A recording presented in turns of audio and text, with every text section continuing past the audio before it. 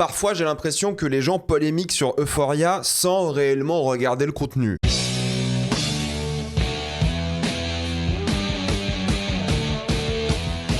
Euphoria, saison 3, épisode 2. Comme d'habitude pour ce genre de vidéo, je ne vais faire que spoiler. Donc si vous n'avez pas vu l'épisode 2 de la saison 3 d'Euphoria, allez le voir et revenez après car je vais spoiler dans 3, 2, 1, c'est parti. Et je précise aussi que je pense faire toutes les critiques d'Euphoria épisode par épisode si cette vidéo marche bien. Si elle fait pas assez de vues, je vais me concentrer sur autre chose. De toute façon, je vais rater une semaine vu que je serai à Cannes. Tout dépend du succès de la vidéo et surtout, ça dépend aussi de si j'ai des choses à dire. Là, cet épisode 2, j'avais beaucoup de choses à dire et ça motive à créer du contenu quand c'est pas juste le vide. Là, c'est loin d'être le vide. Avant de commencer cette vidéo, j'aimerais remercier le partenaire officiel de celle-ci, CyberGhost VPN et ses 38 millions d'utilisateurs et presque 5 sur 5 sur Trustpilot. Vous les connaissez, c'est le meilleur moyen de soutenir la chaîne et c'est un service que j'utilise tous les jours. C'est vraiment utile et je vous mettrai dans la description le code épinglé un site internet qui vous dit dans quel pays se situe le film que vous voulez regarder. Ensuite, vous changez de pays. Canada, États-Unis, Royaume-Uni, Belgique, Suisse, Italie. Vous allez avoir la VESTFR et même la VEF dans certains cas. Quelques exemples sur Netflix, vous avez déjà 28 ans plus tard, Le Temple des Morts ou Anaconda. Sur Disney+, vous avez Predator Badlands ou Zootopie 2. Sur HBO Max, qu'il faut utiliser depuis l'application HBO directement. Mais si vous avez un abonnement via Canal, connectez-vous à Max avec ce compte, ça fonctionne. Et vous allez avoir des films comme Marty Suprême qui seront disponibles dès cette semaine. Et CyberGhost VPN propose des serveurs dédiés pour optimiser le fonctionnement de chaque plateforme de streaming. Pour les gros consommateurs de YouTube, vous allez avoir YouTube Premium pour beaucoup moins cher. Vous prenez un pays de l'Union Européenne où c'est moins cher comme la Roumanie ou la Bulgarie. Et ça fonctionne, il y a encore des tutos en ligne qui vous disent comment faire. Et ça marche sur plein d'abonnements comme Letterboxd Patron aussi par exemple. Vous le savez, mais en ce moment il faut mettre sa carte d'identité pour avoir accès à certains sites internet et personne n'a envie de faire ça. Donc si vous voulez continuer à vous Michael Jackson en paix, utilisez un VPN. Et vous êtes cinéphile, parfois vous regardez des films d'une manière spécifique. Si vous voulez être en sécurité par rapport à ça, utilisez un VPN. Clin d'œil, clin d'œil. Vous pouvez partager un compte avec cette personne au total. C'est disponible sur tous vos appareils préférés sans aucun problème et tout le monde peut l'utiliser. En quelques clics c'est fait, sans souci. C'est super simple. Vous pouvez essayer par vous-même car vous êtes satisfait ou remboursé sous 45 jours et vous avez une assistance technique en français 24h7. Utilisez le lien dans la description, le code épinglé afin de vous abonner à CyberGhost VPN et bénéficier de 43% de réduction plus 4 mois gratuits. Foncez sur l'offre. J'aime beaucoup la manière dont Maddie se soumet directement à ce système par sa propre volonté. Elle est contre sa propre génération, elle dit qu'elle n'est pas comme tous les jeunes de sa génération, elle est contre ses propres racines d'immigrés et en même temps avec son audace, elle espère avoir un travail. Limite, elle se prostitue pour un travail, on va le voir après, hein, mais c'est un peu la thématique de l'œuvre et c'est un peu le point de vue réac, boomer de Sam Levinson en se disant voilà, les jeunes il faut faire ça pour réussir, il faut grosso modo tout abandonner, perdre sa dignité et avoir un peu d'audace, mais c'est pas une bonne chose, c'est une chose qui critique de manière générale et justement tu perds un peu ta vie, ta dignité pour espérer avoir une situation stable. C'est tellement la merde aux États-Unis et en Californie qu'il faut se trahir pour réussir. C'est un peu la thématique d'Euphoria. Tout le monde se trahit, tout le monde trahit ses valeurs pour vivre dignement. Mais c'est la question que pose la série. C'est le paradoxe, hein. Vivre dignement, mais en perdant sa dignité, est-ce que ça vaut le coup et est-ce que c'est possible?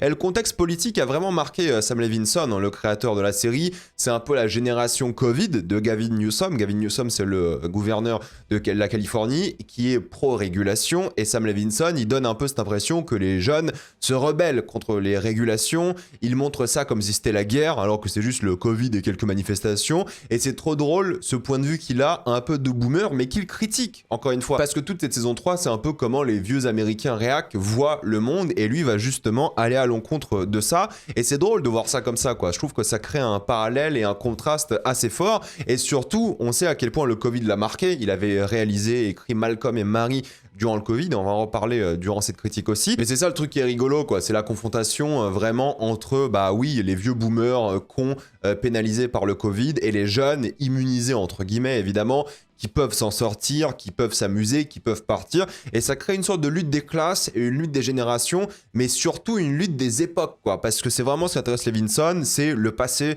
versus le présent et comment le monde a changé. Les stars de TikTok qui ont des étoiles dans les yeux finissent littéralement par devenir des prostituées. Et c'est de ça qu'il traite, du nouveau rêve hollywoodien et américain qui est juste de la prostitution déguisée. L'hypocrisie des stars hollywoodiennes qui se prennent pas pour la merde alors que tout leur marketing dit l'inverse.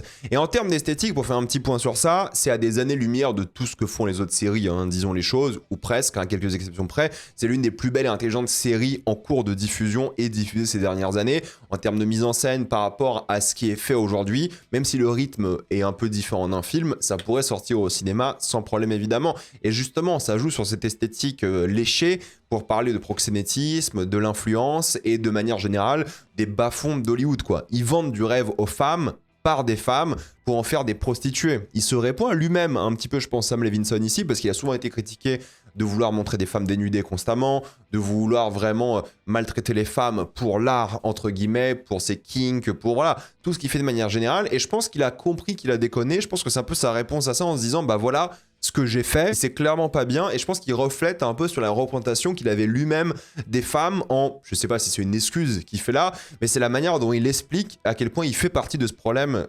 systémique et à quel point il a aidé à mettre en place ce problème, quoi, tout en ayant un regard sur l'influence et comment ça se lie évidemment à Hollywood. Et en même temps, je pense qu'il se rattrape un petit peu en faisant comprendre que Hollywood essaie de changer un petit peu, quoi. Mais pas réellement. C'est-à-dire que Hollywood, c'est du paraître avant tout. Je veux dire, à cette scène avec les deux personnages où ils disent que tout est porno, mais pas en public. Il faut que ça reste secret. La libido, la vie dating, il faut que ce soit quelqu'un de respectable, sinon la carrière ne va pas. Il faut y avoir une sorte d'image de luxe de télévision à préserver. C'est un peu l'hypocrisie du truc. Ok le porno, ok l'influence, ok littéralement le proxénétisme, mais il faut que l'image soit esthétique. Il faut qu'il y ait une image de luxe et il faut que ce soit pas public. Après, en privé, tu fais ce que tu veux, quoi. Donc, c'est vraiment un peu l'hypocrisie de ce système-là.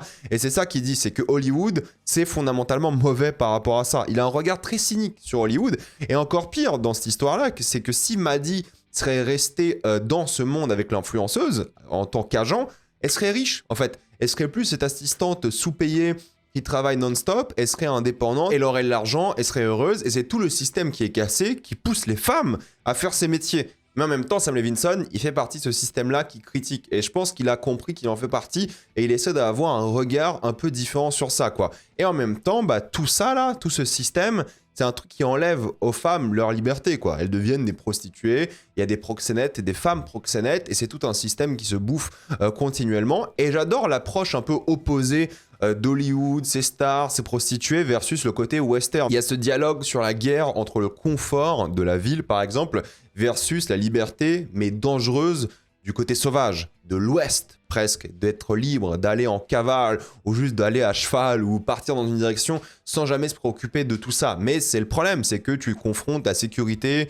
le confort de ces endroits un peu plus luxueux, avec des métiers difficiles, presque indignes. Rue, elle fait ça, hein, elle fait un métier qui est compliqué, qui est pas forcément digne entre guillemets, qui est vraiment mal vu dans la série. On le voit avec la mise en scène, elle est aliénée, elle est seule, elle est filmée par des évacuations de manière générale, mais elle s'accroche par pur confort, alors que c'est pas dingue, mais c'est mieux qu'avant. Et ça, c'est un truc qui revient beaucoup dans ces épisodes-là. Sam Levinson, encore une fois, il voit le monde d'une manière très pessimiste. Et c'est la partie qui m'intéresse le moins pour l'instant, c'est la guerre des gangs. C'est intéressant de montrer un peu l'Amérique redneck, raciste, nazie, et de donner envie de soutenir un gang plutôt que l'autre, mais c'est la partie la moins fascinante pour l'instant, la moins originale. Et oui, c'est un peu les nazis débiles versus les noirs américains un peu stylés. Je dirais pas qu'ils sont woke, mais ils ont quand même cette phrase sur les réparations, sur le fait que ça concerne pas que les noirs et le passé, mais juste des réparations par rapport à un tort que tu as fait à quelqu'un.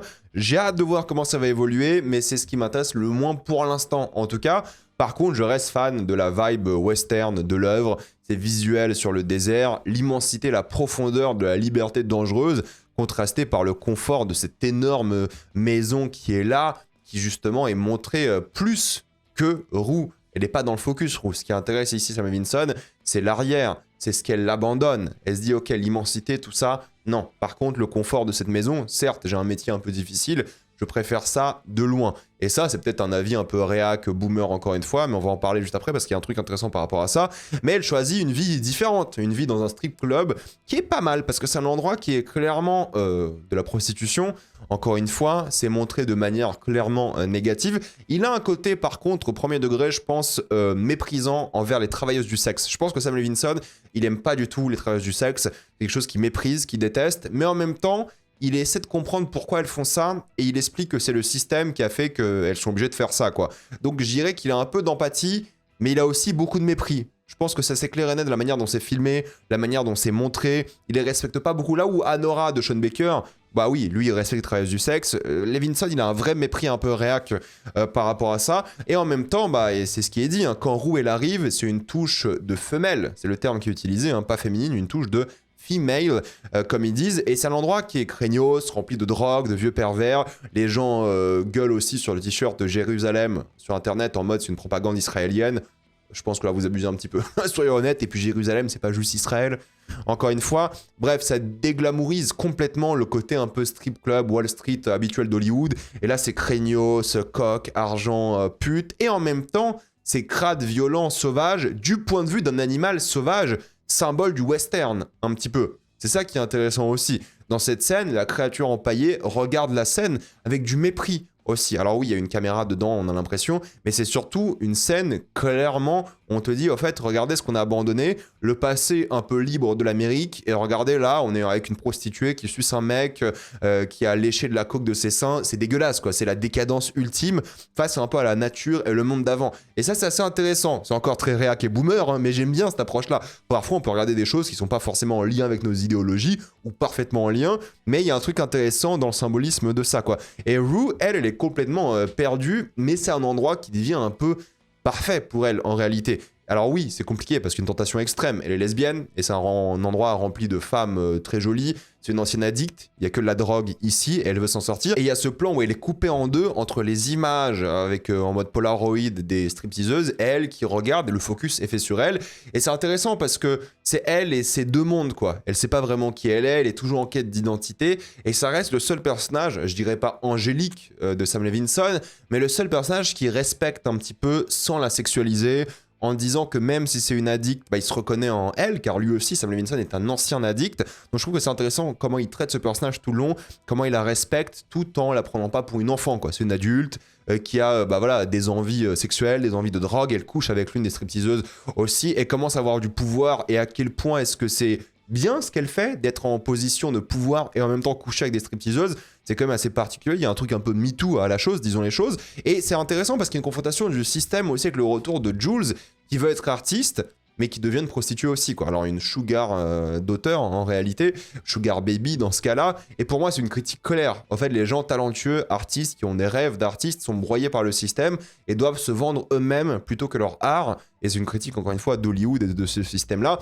Et le lien entre Jules et l'addiction est super intéressant, parce que lorsque Rue est tombée de nouveau dans ses addictions, dans ses opiacés de mémoire, l'héroïne, je sais plus ce que c'est exactement, on nous explique qu'elle a rechuté. Et en même temps, visuellement, ce qu'on nous montre, c'est Jules. Parce qu'en fait, sa vraie addiction, ça a toujours été Jules et la drogue. Et là, le fait de faire revenir Jules, c'est peut-être plus tentant pour elle que la drogue qu'elle voit au travail, que les femmes qu'elle voit au travail. Et c'est ça qui est intéressant. Et visuellement, ça tue. Il y a cette scène où elle est au téléphone, elle pleure, t'as la station essence qui s'éteint derrière. C'est tout le symbole, quoi. Plus elle parle, plus elle rechute, plus la station essence s'éteint. Il y a plein d'idées comme ça qui, je trouve, sont très très bien, quoi. Et il y a des trucs assez drôles, mais un peu bizarres aussi. C'est comme le caméo de Rosalia. C'est un premier rôle, visiblement, de ce que j'ai vu. Mais honnêtement, pour moi, c'est l'équivalent de mettre Ed Sheeran dans Game of Thrones, quoi. Moi, ça m'a sorti complètement du truc. Je me dis, bah, en fait, oui, je la vois partout grâce à son nouvel album, disons les choses, parce que c'est un album très très sympathique. Mais on la voit partout, et d'un coup, elle est dans Euphoria. Moi, ça me sort un petit peu du truc. C'est comme à l'époque, hein. Ed Sheeran, on l'a vu dans Game of Thrones, alors qu'il était en pleine tournée pour l'un de ses plus gros albums de l'époque. Et bah oui, ça sortait aussi du truc. Après, je pense que c'est moins marquant ici, parce que Ed Sheeran, il était encore plus connu à l'époque, et je pense que c'était un truc où littéralement on n'avait pas l'habitude de voir des stars de pop dans des œuvres, et depuis Ed Sheeran dans Game of Thrones, c'est revenu bien plus souvent. On voit souvent des stars de musique faire des petits rôles dans des œuvres constamment, et ça choque moins, mais pour moi ça m'a quand même un peu sorti de l'œuvre de manière générale, et je trouve ça un petit peu bizarre, mais bon, c'est pas la fin du monde non plus, et elle joue pas mal, et là genre de petites répliques, c'est ok en réalité, mais ça continue dans la critique, encore une fois, du rêve américain, Rue qui s'adapte, qui essaie de changer. Le fait qu'elle ait son chignon, c'est un petit détail, mais c'est le côté un peu professionnel. Elle est bien habillée, avec un polo et tout, elle va faire son taf, elle est sérieuse. C'est un détail, mais ça montre sa volonté de faire bien les choses. Et il y a un truc que je trouve hyper intéressant dans cet épisode-là, c'est le fait qu'il se fasse insulter à la mot de cochon. Et ça l'énerve plus que le N-word. Pourquoi est-ce qu'un mec, un homme noir qui se fait insulter de N-word, réagit beaucoup moins, surtout de la part de nazis, que lorsqu'il s'est insulté de cochon? Et ça, c'est un truc intéressant parce que je me demande, c'est quoi le symbole? Peut-être il y a un truc à l'américaine que je n'ai pas. Je sais pas, peut-être c'est meilleur Habib, ça le dérange. Mais pourquoi est-ce que le N-word dérange moins? Est-ce que le cochon, c'est un symbole peut-être par rapport à son poids, vu qu'il est un peu en surpoids peut-être? Peut-être parce qu'il est gourmand, mais gourmand pas forcément de nourriture, je parle d'argent aussi. Peut-être parce qu'il est sale. Un cochon, c'est considéré dans l'imaginaire collectif comme sale. Est-ce que c'est ça? Pourquoi ça le gêne moins? Peut-être il a l'habitude de se faire traiter de N-word par des nazis constamment, mais le cochon, c'est une vraie insulte. Limite, les nazis, ils sont choqués de ça. Ils se disent, attends, je viens de le traiter de N-word, et c'est le cochon qui le dérange. Alors, cochon, c'est aussi un truc, peut-être c'est un lien, peut-être Meilleur Habib avait raison, hein, un lien entre juifs et nazis, cochon, j'en sais rien. Mais dans ce cas-là, pour un noir américain, le fait que ça le dérange, je trouve que c'est assez intéressant, et je trouve que ça dit un truc un peu sur l'Amérique aussi. Là où le N-word est banalisé pour un mec comme ça, parce qu'il a l'habitude de l'entendre de la part de blancs, le terme cochon, ça le blesse. Donc je pense qu'il y a un truc à aller creuser. Peut-être je suis pas assez américain, j'ai peut-être pas assez de culture de ce point de vue-là. J'irai chercher par la suite parce qu'il y a sûrement des interviews qui vont être faites par épisode, mais quand je fais de mes critiques, j'essaie de rien lire pour donner mon avis comme ça, juste avec ma culture, et ensuite je me renseignerai de pourquoi est-ce que c'est un problème, et je vous ferai, je sais pas, un short, un TikTok, un reel, comme vous voulez, j'expliquerai, ou la semaine prochaine, j'expliquerai en détail s'il y a des interviews qui sortent par rapport à ça. Normalement, il y a toujours des interviews qui sortent d'une série dès que l'épisode est sorti, un jour après, ou même à la fin de l'épisode, il y a des interviews qui parlent de ce genre de sujet un peu spécifique, mais je trouve que c'est assez intéressant, et en même temps, la mort de Tish est intéressante aussi, parce qu'on comprend que son amie stripteaseuse aussi, il y avait une relation ou amicale ou amoureuse, donc ça peut être romantique, mais vu la difficulté du travail, vu l'aliénation réelle de ce qui se passe ici dans ce travail-là où c'est littéralement des prostituées, est-ce que c'est pas cette entraide, cette communauté qui leur permettait de vivre un peu dignement? Et ça va avoir des conséquences majeures parce que justement sans communauté, c'est un peu la thématique de l'œuvre aussi, tu te perds et tu fais des métiers qui sont difficiles sans soutien moral. Et j'adore plein d'idées, encore une fois. Bon, tu sais que le coffre-fort va revenir parce que Rue, non pas qu'elle voit le mot de passe, mais elle sait qu'il y a un coffre-fort qui est là et elle va l'utiliser, c'est évident. Mais j'aime beaucoup aussi la scène entre Rue et Maddie parce qu'elle parle de lycée, d'anciennes relations, et tu vois que toutes les deux vont replonger dans leurs vices du passé. Pour des raisons personnelles, premièrement, la vengeance, l'addiction, l'amour, Rue dans ce cas-là, mais Maddie par pur opportunisme, aussi financier, pour s'émanciper de sa position d'assistante, elle veut devenir une proxénète légale, en gros. Et beaucoup de personnes ont critiqué les photos de Sydney Sweeney en bébé, par exemple, mais la série critique ça. La série dit ouvertement que le délire OnlyFans, bébé et tout, c'est un truc de pédophile, quoi. C'est vraiment un truc que dit la série, tout le monde est choqué par ça, et c'est un vrai enjeu dans la série, parce que les gens voient les photos, ils disent « Ouais, Sydney Sweeney, respecte-toi ». Ouais, mais justement, genre le personnage, il est pas respecté, il est critiqué, et tout le monde la critique en mode « C'est pas bien ce que tu fais, c'est littéralement la pédophilie déguisée, c'est anormal, c'est malsain, arrête tes conneries ». Et l'excuse qu'elle donne, c'est l'offre et la demande, c'est une excuse qui est profondément cynique, dramatique, et en même temps c'est l'excuse de beaucoup de personnes qui font des choses horribles comme du proxénétisme illégal, surtout qui font voilà, du trafic de drogue, plein de choses comme ça, quoi. C'est un truc qui est assez malsain, mais en même temps la série critique fondamentalement ça. Et la relation qu'elle a avec sa femme de ménage, sa femme à tout faire, disons, elle est heureuse de prendre des photos, de faire à manger, de faire le ménage, tout ça car c'est 1000 fois mieux que son passé dans son pays. Il y a un côté, encore une fois, très réac de Sam Levinson qui dit « Mais regardez, l'Amérique, c'est le meilleur pays du monde, les immigrés rêveraient d'être là, et nous, on a des problèmes de vieux blancs à la con, notre privilège blanc ne se rend pas compte. » Alors oui, c'est un peu fausse mohawk et tout, mais en réalité, c'est intéressant parce qu'il se dit « Regardez, vous êtes dans un manoir, vous êtes riche, toi, t'es obligé de faire du OnlyFans par pur fantasme de faire quelque chose dans ta vie et d'avoir tes fleurs à ton mariage, et elle a un job qui est considéré un peu, entre guillemets, comme indigne, mais elle est heureuse. Elle est bien plus heureuse, elle n'a pas les mêmes questions existentielles que beaucoup de personnes, parce qu'elle a changé de situation. Et c'est un peu la morale de l'œuvre aussi, c'est que Rue, pareil, Rue, elle est dans une situation où elle était une addicte, sans travail, endettée, et là, elle a un peu de réconfort. C'est mieux qu'avant. Et c'est un peu la quête de chaque personnage, savoir une situation qui est meilleure que la précédente, mais pas d'un point de vue émotionnel, philosophique ou intellectuel, juste économique. Ils veulent tous s'en sortir économiquement. Et ça, je trouve que c'est assez intéressant et je trouve que c'est assez fort parce que la personne qui se perd le plus dans sa dignité, c'est non pas cette femme de ménage qui est dans l'imaginaire collectif du cinéma un job pas trop respecté, c'est littéralement l'opposé, c'est la femme blanche qui a une maison, un manoir, qui se prostitue pour quoi faire en réalité. Et ce décalage-là, je trouve qu'il est assez intéressant et ça crée quelque chose qui fonctionne bien. Alors oui, on peut critiquer le côté vraiment, encore une fois, boomerisant du réalisateur, scénariste, producteur, il fait tout, Sam Levinson, de toute façon, dans la série à ce stade, mais je trouve que c'est assez intéressant les parallèles qui sont dressés. Et la séquence vieux Hollywood, avec Maddie, encore une fois, qui arrive avec la musique de l'époque, avec ce côté starlet aussi des années 50, ce genre de truc, il y a un décalage entre cette femme chic, belle, sophistiquée, et qui veut littéralement devenir une sorte de proxénète légale qui utilise cette image pour manipuler. C'est clairement préparé, on le voit. Surtout que Sam Levinson, vu son père, Barry Levinson, qui fait des films depuis les années 70, il connaît un peu Hollywood, quoi. Il connaît l'histoire. Son père fait partie de l'histoire hollywoodienne aussi, c'est pas exactement la même époque, mais vous m'avez compris. Et justement, ce qu'il va faire ici, c'est de la faire passer d'une prostituée ringarde à une prostituée un peu esthétique, un peu chic, mais ça restera une prostituée. C'est ça la perversité d'Hollywood de manière générale. Tout est dans l'emballage avant tout. Et je trouve que Sydney Sweeney, encore une fois, elle joue vraiment très très bien. Il y a cette phrase aussi qui fait très Malcolm et Marie. Elle essaie trop dur d'être au lieu d'être, littéralement. Et c'est ça qui est intéressant. Il y a un truc un peu interpersonnel entre les deux. Elle qui veut profiter de sa position, de son objectification, du fait de la vendre sur le marché d'Hollywood, des réseaux et tout d'OnlyFans. Et en même temps, se venger, détruire sa vie, car elle a volé son copain. Ça va évidemment très mal finir, c'est une évidence.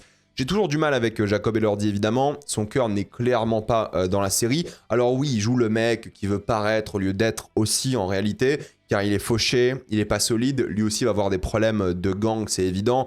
Il y a une scène ici avec des cercueils de bébés. C'est le symbole, encore une fois, c'est qu'ils sont prêts à tout acheter, tout vendre pour juste de l'argent. Ils sont prêts à faire des investissements de fou pour vendre littéralement des choses qui parlent de bébés morts, quoi. Donc ça, c'est un truc qui est quand même assez symbolique, lourdingue peut-être, mais c'est ça le truc, c'est qu'ils sont sur le business de la mort. Tout à l'heure, on parlait dans l'épisode 1 des vieux, parce qu'ils veulent faire des sortes d'EHPAD, des trucs un peu de fin de vie de manière générale. Là, c'est quand même une scène avec des cercueils de bébés. Donc le symbole, il est là, c'est la thématique de l'œuvre. Et tout ça en critiquant la bureaucratie californienne. Mais en fait, c'est pas la bureaucratie le problème. C'est lui, c'est ses propres échecs, c'est son manque de talent, d'expertise. C'est pas la Californie. Et c'est ça qui est intéressant, c'est qu'il y a plein de gens qui critiquent la régulation, les règles et tout, sans se remettre en question, sans réfléchir à ce qu'ils font. Est-ce que c'est bien? Est-ce que c'est moral? En fait, peut-être ils méritent cette régulation en réalité, vu qu'il veut se faire de l'argent sur des morts ou des presque morts, avec voilà, des personnes en bas âge ou littéralement en fin de vie.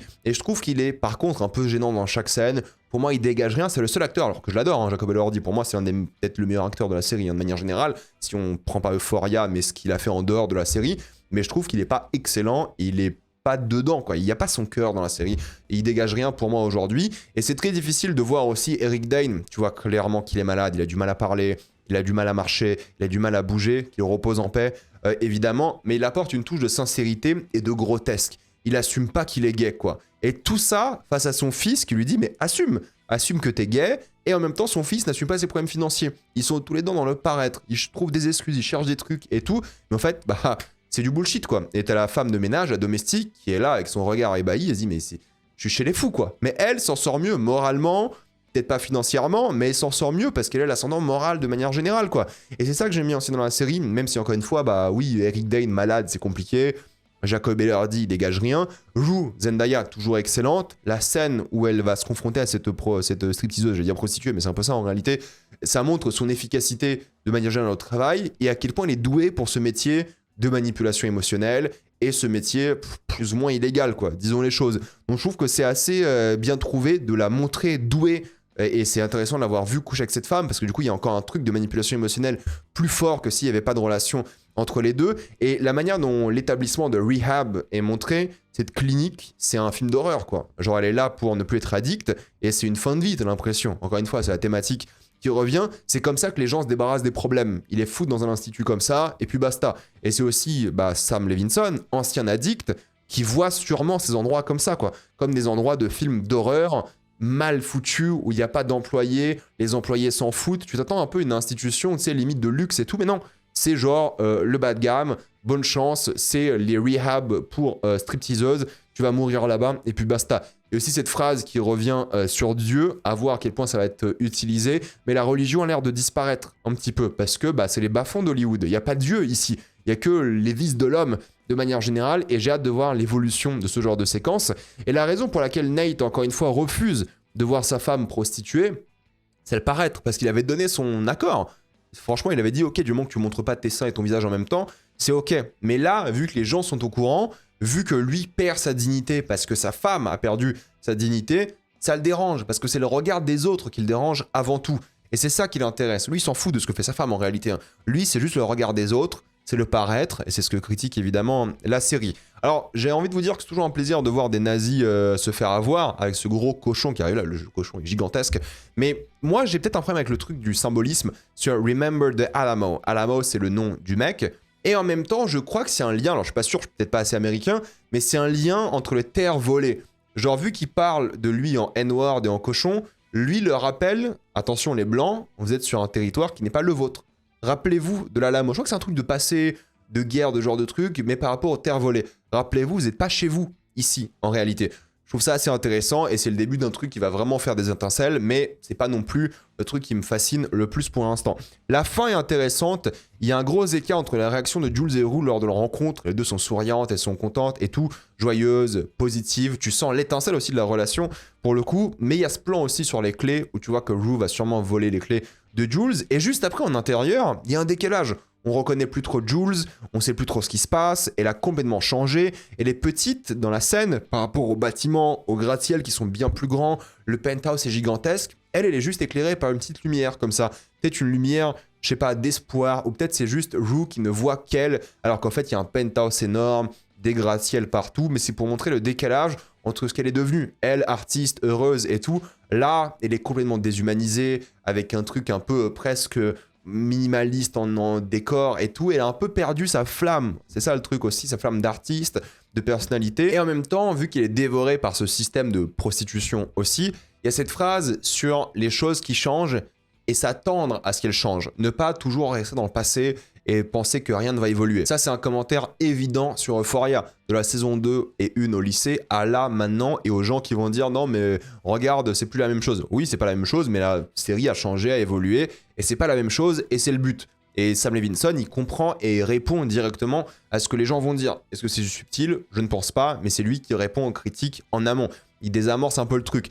Et le retour de leur relation, avec ce plan presque angélique, la lumière derrière et l'addiction, elle est tentée, Rue, elle y va sans hésiter, hein, encore une fois. C'est assez particulier parce qu'à la fois ça va mal finir, tu le sens, mais un peu de réconfort dans ce système. Comme tout à l'heure, hein, Tish est décédée et cette stripteaseuse a foutu sa vie en l'air à cause de ça. Donc il faut aussi un réconfort émotionnel, de connexion, de communauté, d'amour, mais en même temps, si c'est lié à une addiction, qui peut être nocive aussi, à voir comment ça va être géré et on va voir comment elles vont agir par la suite.